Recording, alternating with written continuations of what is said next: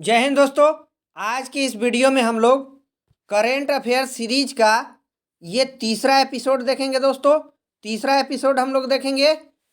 इससे पहले जो है आपने दो एपिसोड नहीं देखे हैं, देख लीजिए। प्रत्येक दिन आपको करेंट अफेयर का एक एपिसोड मिलेगा दोस्तों। ये 1 फरवरी 2024 का करेंट अफेयर है। शुरू करते हैं दोस्तों प्रश्न को। पहला प्रश्न है, ट्रांसपेरेंसी इंटरनेशनल के भ्रष्टाचार धारणा सूचकांक 2023 में भारत को कौन सा स्थान मिला है? बहुत इंपॉर्टेंट प्रश्न है करंट अफेयर का दोस्तों। 91वां, 92वां, 93वां या फिर 94वां? इस प्रश्न का राइट आंसर है 93। ये ट्रांसपेरेंसी इंटरनेशनल के भ्रष्टाचार सूचकांक में दोस्तों देखिए, ये जो दोस्तों यहाँ पर भ्रष्टाचार धारणा सूचकांक कौन जारी करता है? अगर ये क्वेश्चन आ जाएगा तो ये ट्रांसपेरेंसी इंटरनेशनल जारी करता है। आपको याद रखना है, ट्रांसपेरेंसी इंटरनेशनल जारी करता है। इस रिपोर्ट में कितने देश थे दोस्तों? तो 180 देश थे, जिसमें से भारत का 93वां स्थान आया है दोस्तों। भारत का 93वां स्थान आया है 2023 में। अगर 2022 में कहेंगे तो भारत ये 85 नंबर पे था। 2022 में भारत 85 नंबर पे था। कुल 180 देशों ने इसमें भाग लिया था, जिसमें दोस्तों डेनमार्क 1 नंबर पे है। डेनमार्क 1 नंबर पर आया है। और अंतिम देश की बात करेंगे तो 180 नंबर पर सोमालिया आया है दोस्तों। सोमालिया बहुत ज़्यादा इंपॉर्टेंट प्रश्न है। भारत 2023 में 93वां स्थान पर आया है ट्रांसपेरेंसी इंटरनेशनल के भ्रष्टाचार धारणा सूचकांक 2023 में। चलते हैं, प्रश्न नंबर दूसरा है, हाल ही में भारत ने औद्योगिक रूप से उत्पादित ट्रांस फैट को खत्म करने के लिए पहली बार किन देशों को सम्मानित किया गया है? ये प्रश्न है दोस्तों। किसने ये ट्रांस फैट को खत्म कर दिया है? डेनमार्क, पोलैंड दोनों है दोस्तों। सऊदी अरब, थाईलैंड भी है, लिथुआनिया भी है। अतः इस प्रश्न का राइट आंसर उपयुक्त सभी होगा दोस्तों। यहाँ पर आपको ध्यान रखना है कि ये जो है WHO ने औद्योगिक रूप से उत्पादित ट्रांस फैट को खत्म करने के लिए इन देशों को जो सम्मानित किया, इसमें पांचों ये देश हैं। 1 नंबर पर डेनमार्क है, 2 नंबर पर पोलैंड है, 3 नंबर पर सऊदी अरब है, 4 नंबर पर थाईलैंड है और 5 नंबर पर लिथुआनिया है दोस्तों। पांचों को WHO ने सम्मानित किया है दोस्तों। ट्रांस फैट की जब हम बात करेंगे तो ये ट्रांस फैट क्या होता है दोस्तों? ये पिज़्ज़ा, बर्गर, समोसा वगैरह जो चाइनीज़ फूड आप खाते हैं, पिज़्ज़ा हो गया, बर्गर हो गया, समोसा हो गया, इन सब में जो है ये ट्रांस फैट का इस्तेमाल होता है। ट्रांस फैट का इस्तेमाल होता है दोस्तों। ये हृदय के लिए जहर का काम करता है, बहुत घातक ये चीज़ होता है। और इसको खत्म किया है इन देशों ने। इस चीज़ को, ट्रांस फैट को इन देशों ने मिलकर के खत्म किया है, इसीलिए WHO ने इनको सम्मानित किया। आपको इस बात का ध्यान रखना है। अगर क्वेश्चन आ जाता है कि WHO का स्थापना कब हुआ है, तो आपको ध्यान रखना है 7 अप्रैल 1948। 7 अप्रैल 1948 को WHO का गठन हुआ है दोस्तों। इसका हेडक्वार्टर जेनेवा में है, आपको ध्यान रखना है। और विश्व स्वास्थ्य दिवस इसी दिन मनाया जाता है, 7 अप्रैल को। 7 अप्रैल को ध्यान रखना। चलते हैं प्रश्न नंबर 3 की ओर। प्रश्न नंबर 3 है, हाल ही में सुल्तान इब्राहिम इस्कंदर किस देश के 17वें राजा नियुक्त हुए हैं? ये 17वें राजा नियुक्त हुए हैं। इब्राहिम इस्कंदर किस देश के हुए हैं? ये प्रश्न है। मिस्र है, इंडोनेशिया है, कुवैत है या फिर मलेशिया है? इस प्रश्न का राइट आंसर मलेशिया है दोस्तों। ये मलेशिया के 17वें राजा नियुक्त हुए हैं दोस्तों, याद रखना आपको। और ये 5 साल के लिए नियुक्त हुए हैं, 5 ईयर्स, 5 साल के लिए नियुक्त हुए हैं। अगर हम बात करेंगे तो राजतंत्र का चक्रीय प्रवाह वहां पर चलता है। राजतंत्र का चक्रीय प्रवाह यहाँ पर चलता है। कहाँ पर? मलेशिया में। और इनका नंबर आया है दोस्तों, प्रत्येक 5 साल बाद एक परिवार का नंबर आता है। इस बार इनका नंबर आया है, ये सुल्तान इब्राहिम इस्कंदर का, इसलिए राजा बने हैं। और ये 17वें राजा हैं मलेशिया के। आपको याद रखना है, बहुत ज़्यादा इंपॉर्टेंट है। चलते हैं अगले प्रश्न की ओर। प्रश्न नंबर 4 है, हाल ही में न्यूरोलॉजिकल विकार से पीड़ित मनुष्य के दिमाग में पहली बार चिप लगाने वाली न्यूरालिंक कंपनी का संबंध किससे है? न्यूरालिंक कंपनी का संबंध किससे, ये पूछ रहा है। ये क्या करेगी कंपनी? तो ये पीड़ित मनुष्य के दिमाग में चिप लगाएगी। एलन मस्क से है, बिल गेट्स से है, जेफ बेजोस से, या फिर पेट गेल्सिंगर से? तो इस प्रश्न का राइट आंसर एलन मस्क की एक कंपनी है दोस्तों। ये एलन मस्क की कंपनी है और इस कंपनी का निर्माण 2016 में हुआ था। याद रखना, 2016 में ये कंपनी स्थापित हुई थी और ये मनुष्य के दिमाग में चिप ट्रांसप्लांट करेगी। चिप ट्रांसप्लांट करेंगी। ये न्यूरोलॉजी से संबंधित है, न्यूरोलॉजी से संबंधित है। याद रखना है आपको, ये न्यूरोलॉजी से संबंधित है। न्यूरोलॉजी ये क्या करेगी दोस्तों? ये चिप ट्रांसप्लांट करेगी और ये उपचार जो है टेलीपैथी उपचार है। टेलीपैथी उपचार है दोस्तों। ये बहुत इंपॉर्टेंट प्रश्न है। चलते हैं, इस प्रश्न का राइट आंसर दोस्तों हो जाएगा एलन मस्क की कंपनी हमारे से पूछा था। चलते हैं अगले प्रश्न की ओर। प्रश्न नंबर 5 है, हाल ही में भारतीय सेना के लिए मोबाइल ब्रिज सिस्टम सर्वत्र किसने लॉन्च किया है?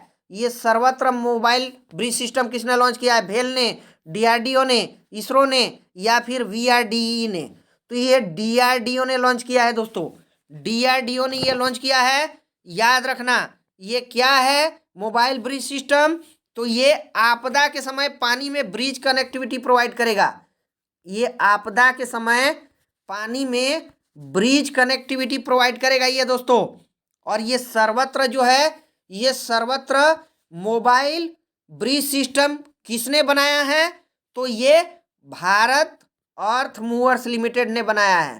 भारत अर्थ मूवर्स लिमिटेड ने बनाया है। और इसका हेडक्वार्टर कहाँ है? तो ये बंगलुरु में है। याद रखना, बंगलुरु में है दोस्तों। याद रखना, बहुत ज़्यादा इंपॉर्टेंट प्रश्न है। अगर हम डीआरडीओ के अध्यक्ष की बात करेंगे तो वर्तमान में ये समीर कामत है दोस्तों। याद रखना, समीर कामत है। और इसका गठन कब हुआ था? तो 1 जनवरी 1958 को इसका गठन हुआ था डीआरडीओ का। याद रखना, पहले हेड दौलत कोठारी हैं। पहले हेड डीआरडीओ के कौन हैं? तो ये दौलत कोठारी हैं। दौलत कोठारी हैं दोस्तों। याद रखना, बहुत ज़्यादा इंपॉर्टेंट है। ऐसे प्रश्न आते हैं। बलस्यम मूलम ज्ञानम, बलस्यम मूलम ज्ञानम इसका ध्येय वाक्य है, इसका डीआरडीओ का। चलते हैं प्रश्न नंबर 6 की ओर। प्रश्न नंबर 6 है, हाल ही में भारतीय दूरसंचार नियामक प्राधिकरण के अध्यक्ष पद पर किसे नियुक्त किया गया है? अध्यक्ष पद पर किसे नियुक्त किया गया है, ये प्रश्न है दोस्तों। ऑप्शन है विनीत मैकार्टी है, या फिर शरद चौहान है, सतनाम सिंह संधू है, या अनिल लोहाटी है। तो ये अनिल लोहाटी को नियुक्त किया गया है भारतीय दूरसंचार नियामक प्राधिकरण का अध्यक्ष। अनिल लोहाटी की बात करेंगे तो ये एक्स रेलवे बोर्ड के चेयरमैन हैं। पहले ये रेलवे बोर्ड के चेयरमैन थे, एक्स रेलवे बोर्ड चेयरमैन है दोस्तों। याद रखना, बहुत ज़्यादा इंपॉर्टेंट प्रश्न है। और ये जो है, ये ट्राई, भारतीय दूरसंचार नियामक प्राधिकरण को अंग्रेजी में कहते हैं ट्राई कहते हैं दोस्तों, TRAI, telecom regulatory authority of India इसका फुल फॉर्म होता है। याद रखना, ये भारतीय नियामक दूरसंचार प्राधिकरण के एक्ट से बना है। और अभी जो इसके अध्यक्ष अनिल लोहाटी बने हैं, अनिल लोहाटी प्रश्न का राइट आंसर है। चलते हैं प्रश्न नंबर 7 की ओर। प्रश्न नंबर 7 है, हाल ही में खेलो इंडिया शीतकालीन खेल 2024 के लिए कौन सा शुभंकर लॉन्च किया गया है? शुभंकर पूछ रहा है, बीरा मंगाई, हिम तेंदुआ, मेमोरीज ऑफ जियांगन, या फिर फेईफे? तो इस प्रश्न का राइट आंसर है हिम तेंदुआ। हिम तेंदुआ को शीतकालीन खेल 2024 के लिए शुभंकर लॉन्च किया है दोस्तों। याद रखना दोस्तों, ये जो है कब खेल आयोजित होगा? तो ये फरवरी 2024 में आयोजित होगा। याद रखना, फरवरी 2024 में आयोजित होगा। और हिम तेंदुआ को जो है इसका शुभंकर बनाया गया है दोस्तों। बहुत ज़्यादा इंपॉर्टेंट प्रश्न है। और सबसे ज़्यादा हिम तेंदुआ कहाँ है? तो ये लद्दाख में है। कितने हैं दोस्तों? तो ये 477 है। और भारत में सबसे ज़्यादा हिम तेंदुआ लद्दाख में ही है। चलते हैं प्रश्न नंबर 8 की ओर। प्रश्न नंबर 8 है, हाल ही में रामसर स्थल सूची में शामिल अंग समुद्र पक्षी रिजर्व, अघनासिनी मुहाना और मगदी केरे रिजर्व, ये 3 नाम है दोस्तों। मगदी केरे रिजर्व है, अघनासिनी मुहाना है और अंग समुद्र पक्षी रिजर्व है। ये कहाँ पर स्थित है, ये प्रश्न है। तमिलनाडु में, कर्नाटक में, केरल में, उड़ीसा में। तो ये कर्नाटक में है। अंग समुद्र पक्षी रिजर्व, अघनासिनी मुहाना और मगदी केरे, ये तीनों स्थल कर्नाटक में है दोस्तों, याद रखना। Karnataka is the right answer of this question. अगर हम बात करेंगे दोस्तों कि वर्तमान में भारत में कितने साइट हैं, तो पहले तो 75 थे, अब 5 जुड़ गया है दोस्तों, अब 80 हो चुका है। 80 हो चुका है। कर्नाटक में 3 ये प्लेस बढ़े हैं, अंग समुद्र पक्षी रिजर्व, अघनासिनी मुहाना और नागदी केरे। और जो 2 स्थल बढ़े हैं दोस्तों, ये तमिलनाडु में बढ़े हैं। 2 स्थल तमिलनाडु में बढ़े हैं, तमिलनाडु में। और कौन कौन से बढ़े हैं ये? कराईपेट्टी और लांगुड सोला। कराईपेट्टी और लांगउड सोला, ये 2 स्थल कहाँ पर बढ़े हैं? तो ये तमिलनाडु में बढ़े हैं। कुल 5 स्थल रामसर बढ़ गए हैं। वर्तमान में अगर क्वेश्चन आएगा तो आपको 80 लिखना है। और ये 3 स्थल ये कर्नाटक में बढ़े हैं दोस्तों, याद रखना आपको। अगर ये प्रश्न आपको आ जाता है कि वर्तमान में जो है सबसे ज़्यादा साइट कहाँ पर है, तो तमिलनाडु में है। तमिलनाडु में रामसर साइट है। और कितनी है? तो तमिलनाडु में 16 है। और दूसरे नंबर कौन कौन सा है दोस्तों? तो ये है यूपी। यूपी दूसरे नंबर पर है। और यूपी में कितनी साइट है दोस्तों? तो यूपी में 10 रामसर साइट है, 10। और 16 कहाँ पर है? 16 तमिलनाडु में है। आपको ध्यान रखना है इस बात का दोस्तों। अगर रामसर पूछेंगे, रामसर कहाँ स्थल है, तो ये ईरान का स्थल है, समुंदर के बीच में, ये समुंदर किनारे स्थल है। और यहीं पर 2 फरवरी 1971 में रामसर बैठक हुई थी, रामसर कन्वेंशन।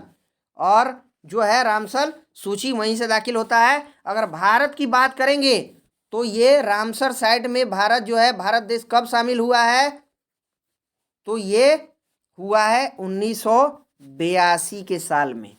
बहुत इंपॉर्टेंट प्रश्न है। चलते हैं प्रश्न नंबर 9 की ओर। प्रश्न नंबर 9 है, हाल ही में शिक्षा मंत्रालय ने किसे डीम्ड यूनिवर्सिटी का दर्जा दिया है? डीम्ड यूनिवर्सिटी का दर्जा दिया है दोस्तों। डीम्ड यूनिवर्सिटी का मतलब क्या होता है दोस्तों? डिग्री दे सकता है वो। अब डिग्री यूनिवर्सिटी ये दे सकता है, यही इसका मतलब होता है डीम्ड यूनिवर्सिटी। इससे पहले की बात करेंगे तो ये एनसीईआरटी को मिला है, एनसीईआरटी को भी डीम्ड यूनिवर्सिटी का दर्जा मिला है। हमारा प्रश्न है कि शिक्षा मंत्रालय ने किसे डीम्ड यूनिवर्सिटी का दर्जा दिया है? भारतीय जनसंचार संस्थान, अलीगढ़ मुस्लिम विश्वविद्यालय, बनारस हिंदू विश्वविद्यालय या विश्व भारती विश्वविद्यालय। तो ये भारतीय जनसंचार संस्थान को मिला है दोस्तों। भारतीय जन संस्थान, अंग्रेजी में हम इसको कहेंगे Indian institute of mass communication. Indian institute of mass communication अंग्रेजी में कहेंगे। और इसी को मिला है। अब ये क्या कर सकता है? तो डिग्री जारी कर सकता है। और अगर हम स्थापना की बात करेंगे भारतीय जनसंचार संस्थान की, तो ये 1965 में हुआ है दोस्तों। और इसका हेडक्वार्टर नई दिल्ली में है। याद रखना, बहुत ज़्यादा इंपॉर्टेंट प्रश्न होने वाला है। वीडियो को शेयर करना है। आपको प्रतिदिन करंट अफेयर इस चैनल पर पढ़ाया जाएगा। अतः ज़्यादा से ज़्यादा वीडियो शेयर कीजिए ताकि सभी का फायदा हो दोस्तों। इस प्रश्न का राइट आंसर हमारा हो जाएगा भारतीय जनसंचार संस्थान, जिसको अंग्रेजी में Indian institute of mass communication कहते हैं। इसी को डीम्ड यूनिवर्सिटी का दर्जा दिया गया है। इससे पहले एनसीईआरटी को मिला है, एनसीईआरटी। चलते हैं अगले प्रश्न की ओर। और इस क्लास का हमारा अंतिम प्रश्न है, हाल ही में झारखंड के सीएम पद पर किसे नियुक्त किया गया है? हेमंत सोरेन, चंपई सोरेन, कल्पना सोरेन या फिर शिबू सोरेन?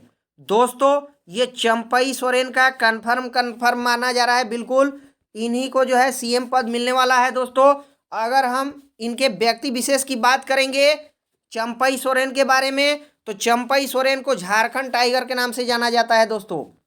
झारखंड टाइगर के नाम से इनको जाना जाता है। इनकी पार्टी झामुमो है, झामुमो, झारखंड मुक्ति मोर्चा। यही हेमंत सोरेन की भी पार्टी है। हेमंत सोरेन की पार्टी से ही हैं और जो है इनको सीएम अगला बनाया जाएगा। दोस्तों, हेमंत सोरेन इससे पहले सीएम हैं, परंतु इनको ईडी गिरफ्तार कर लेती है। दोस्तों, ईडी इनको गिरफ्तार कर लेती है। क्यों? क्योंकि रांची जमीन घोटाला से संबंधित मामला है। रांची जमीन घोटाला, रांची जमीन घोटाला से संबंधित मामला है और इसी मामले में ये जो है हेमंत सोरेन को ईडी गिरफ्तार करती है। ये जो है अपना त्यागपत्र दे देते हैं। उसके बाद ये होड़ चल रही है सीएम पद की और ज़्यादा से ज़्यादा चांस बनने का चंपई सोरेन का सबसे ज़्यादा चांस है और यही अगले झारखंड के मुख्यमंत्री होंगे। दोस्तों, वीडियो को आपको ज़्यादा से ज़्यादा शेयर करना है। आपको इसी तरह जो है आपको कम समय में पूरी तरह से करंट अफेयर पढ़ाया जाएगा। इस वीडियो को ज़्यादा से ज़्यादा शेयर कीजिए। आपको शेयर करना है, लाइक करना है चैनल को और डेली आपको अपडेट देखना है। दोस्तों, डेली आपको एपिसोड मिलेगा। ये तीसरा एपिसोड है दोस्तों। थैंक यू दोस्तों।